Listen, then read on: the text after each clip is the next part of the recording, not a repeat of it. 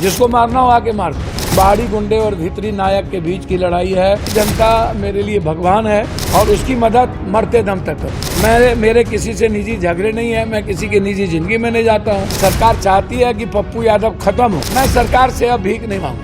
उनको नहीं समझ में आता है कि क्या भैया, मैं बार बार कह रहा हूँ कि मैं अपने कामों में लगा हूँ, जनता के कामों में लगा हुआ हूँ, जनता की जिम्मेदारी के बारे में मुझे पता है। मैं झारखंड चुनाव में लगा हुआ हूँ। एक गिलहरी की जो जिम्मेदारी है झारखंड में, महागठबंधन ने जिस दायित्व को दिया है, और हेमंत जी और हम एक परिवार के हैं, हमें लगता है कि स्वाभिमान की लड़ाई है। बाहरी गुंडे और भीतरी नायक के बीच की लड़ाई है।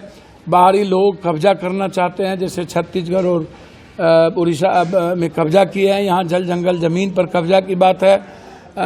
सबसे अधिक बीजेपी की सरकार रही है, उन लोगों ने झारखंड को लूटा है। उसको बचाने की जिम्मेदारी सबकी है, उसमें मैं भी हूँ। तो मैं अपने कामों में लगा हूँ। आज पाकुड़ जाना था लेकिन यहाँ काम है तो मैं यहाँ पर अभी जा रहा हूँ। जलसे हैं, कौशकीपुर में अनेक चीज़ें हैं। क्या हो रहा है क्या नहीं हो रहा है, जो काम मेरा है मैं कर रहा हूँ। जो काम सरकार की है सरकार करे। सरकार को पसंद नहीं है। मैं कई बार कह चुका हूँ कि नीतीश कुमार जी के जो इर्द गिर्द रहने वाले लोग हैं, जो लुटेरे लोग हैं, जो नीतीश कुमार जी चाहते पप्पू यादव से मिले, लेकिन नीतीश कुमार को कोई पप्पू यादव से मिलने नहीं देता। तो ऐसे लोग जो माफिया से मिले हुए हैं, जमीन माफिया से, वो लोग नहीं चाहते हैं। वो लोग गलत लोगों को सामने लाना। मैंने उनके चीफ सेक्रेटरी से बात की, उनसे डीजी से बात की, आईजी से बातचीत किया, होम मिनिस्टर से बातचीत की। मैंने तो कहीं ओपन नहीं किया। जब सोशल मीडिया के पेज पर किसी लोगों ने मलेशिया से, रात भी जैसे मलेशिया से लोगों ने धमकी दी, तो वो उनका काम है धमकी देना। मेरा काम है हाथी चले बाजार कुत्ता भूखे हजार। मेरा काम है अपना काम करना। ये भी जो जरूरत नहीं है इस सुरक्षा को भी लौटा ले। मैंने चिट्ठी लिख दिया कि आप अपनी सुरक्षा लौटा लीजिए। मैंने लिख दी कि मुझे आपकी सुरक्षा नहीं चाहिए। मैं अभी भी, आप देख लो, आप सामने में है, दिखाओ जनता को, मेरे पास कोई सुरक्षा नहीं है।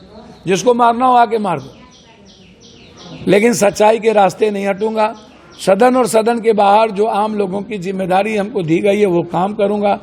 मैं इतना जानता हूं, इस देश की जनता मेरे लिए भगवान है।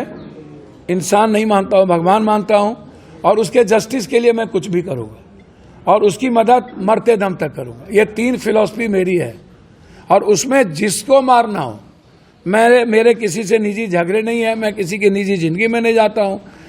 हर देश के नागरिक पर कोई संकट आता है तो वहाँ मैं रहता हूँ, चाहे बाढ़ हो, पुरान हो।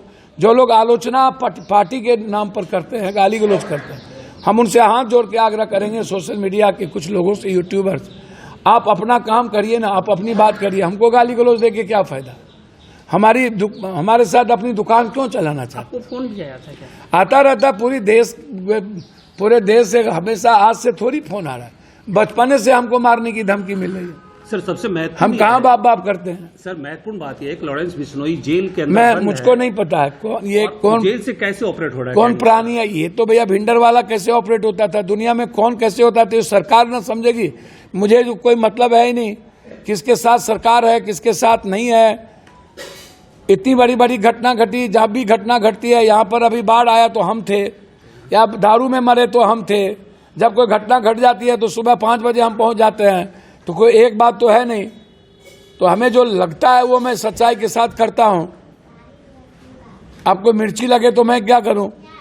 तो इसीलिए सरकार गंभीर नहीं है। सरकार, सियासत में जो लोग रहते हैं उसकी सुरक्षा, सरकार गंभीर नहीं है। सरकार चाहती है कि पप्पू यादव खत्म हो, सिरदर्दी है उनके लिए।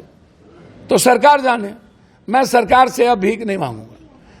हमें कानून के तहत उनको बताना था कि ऐसी ऐसी घटना है, ये आप देख लीजिए, वो मैंने बताया, बस।